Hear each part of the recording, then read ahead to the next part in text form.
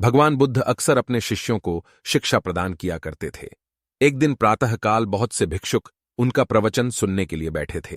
बुद्ध समय पर सभा में पहुंचे, पर आज शिष्य उन्हें देखकर चकित थे, क्योंकि आज पहली बार वे अपने हाथ में कुछ लेकर आए थे। करीब आने पर शिष्यों ने देखा कि उनके हाथ में एक रस्सी थी। बुद्ध ने आसन ग्रहण किया और बिना किसी से कुछ कहे वे रस्सी में गांठें लगाने लगे। वहां उपस्थित सभी लोग यह देख सोच रहे थे कि अब बुद्ध आगे क्या करेंगे। तभी बुद्ध ने सभी से एक प्रश्न किया, मैंने इस रस्सी में 3 गांठें लगा दी हैं।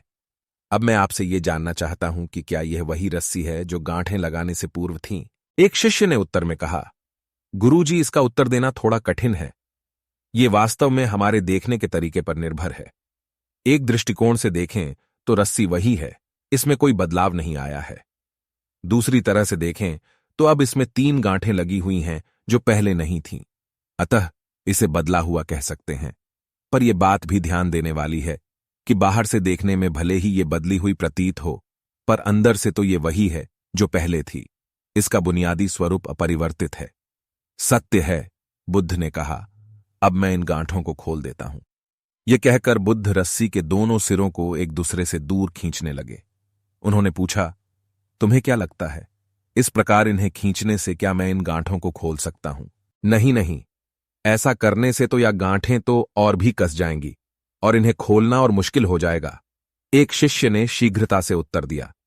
बुद्ध ने कहा, ठीक है, अब एक आखिरी प्रश्न, बताओ, इन गांठों को खोलने के लिए हमें क्या करना होगा?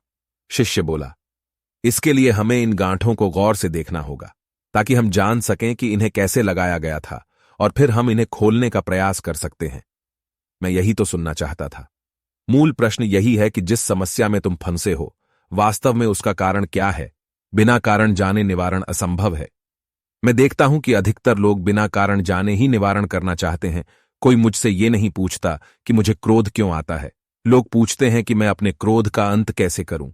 कोई यह प्रश्न नहीं करता कि मेरे अंदर अहंकार का बीज कहां से आया। लोग पूछते हैं कि मैं अपना अहंकार कैसे खत्म करूं।